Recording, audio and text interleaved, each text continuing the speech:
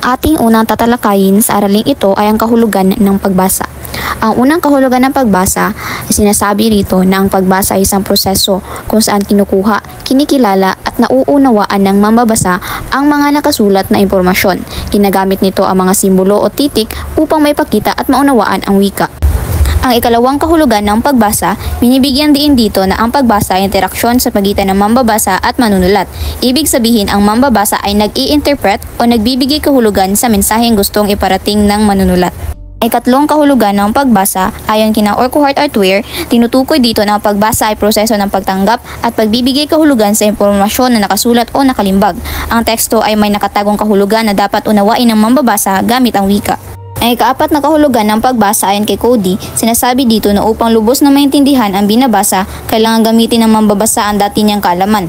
Dapat niyang may ugnay ang alam niya sa mga bagong impormasyon upang makabuo ng mga ideya at pag-unawa. Ito ang mga dahilan kung bakit mahalaga ang pagbasa. Una, dahil ito nagbibigay ng dagdag impormasyon. Pangalawa, tinutulungan kang mag-isip ng mas malinaw. Pangatlo, mas nagiging klaro ang pagsasalita at pagsulat.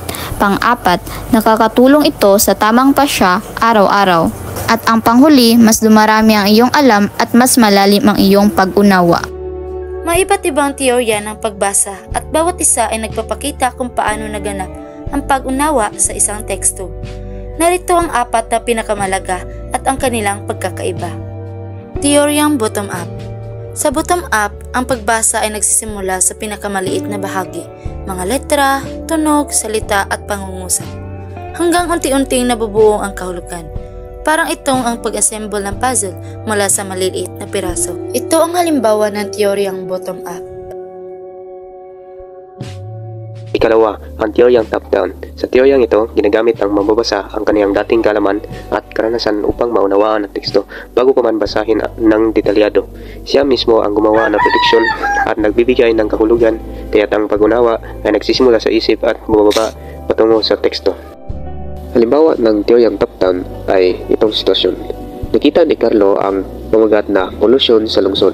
Bago pa man basahin, nahulaan na niya na tungkol ito sa usok, basura at trapiko. Teoryang interactive. Sa interactive, pinagsama-sama ang bottom-up at top-down.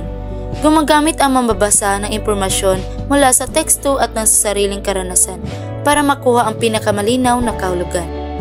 Ito ang halimbawa ng teoryang interactive. Ikaapat ay ang teoryang eskema. Sa teoryang ito, ang pag-unawa ay nakadepende sa eskema o nakaimbak na kaalaman at karanasan sa isip. Mas madaling maintindihan ang binabasa kapag may kaugnayan ito sa alam na ng mambabasa. Dahil ikinakabit ng utak ang bagong impormasyon sa dati ng nalalaman. Halimbawa ng teoryang eskema ay itong sitwasyon. Nabasa ni Mia ang kwento tungkol sa pangingisda. Dahil lumaki siya sa baybayin, madali niyang naintindihan ang mga terminong gamit sa pangingisda. Ngayon, dumako naman tayo sa mga uri ng pagbasa. Ang unang uri ng pagbasa ay skimming. Ito ay mabilis na pagtingin para malaman agad ang pangkalahatang ideya. Isang halimbawa nito ay nagbukas ka ng news article. Hindi mo binasa bawat sentence. Tiningnan mo lang ang title, headings, unang paragraph at huling paragraph para malaman kung tungkol saan ang balita. Ang ikalawang uri naman ng pagbasa ay ang scanning. Ito ay ang pagbasa para makahanap ng isang partikular na impormasyon. Ang halimbawa nito ay may homework ka. Hanapin kung ilang milyon ang nanakaw ng gobyerno. Hindi mo babasahin ang buong page. Hinanap mo lang ang numbers, dates o keywords hanggang makita mo ang 142M pesos. Susunod naman ay mabilis ang pagbasa o rapid reading. Ito ay mabilis na pagbasa para malaman agad ang ideya. Halimbawa naman ng mabilisang pagbasa ay kapag binasa mo na mabilis ang isang article para makita kung tungkol saan ang buong paksa bago ka magdesisyon kung babalikan mo ito para sa mas malalim na pag-aaral. At ang ikaapat naman ay masusing pagbasa o intensive reading. Ito ay maingat at detalyadong pagbasa para maintindihan ng buo ang binasa.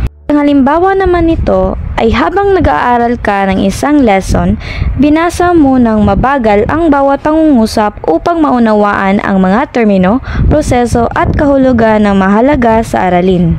At sa huli ay critical na pagbasa. Ito ay sinusuri ang katotohanan at kredibilidad ng teksto. At ang halimbawa naman ito, kapag may nabasa kang balita, Tinitingnan mo kung mapagkakatiwalaan ang source, kung may ebidensya at kung walang bias bago mo ito paniwalaan o i-share.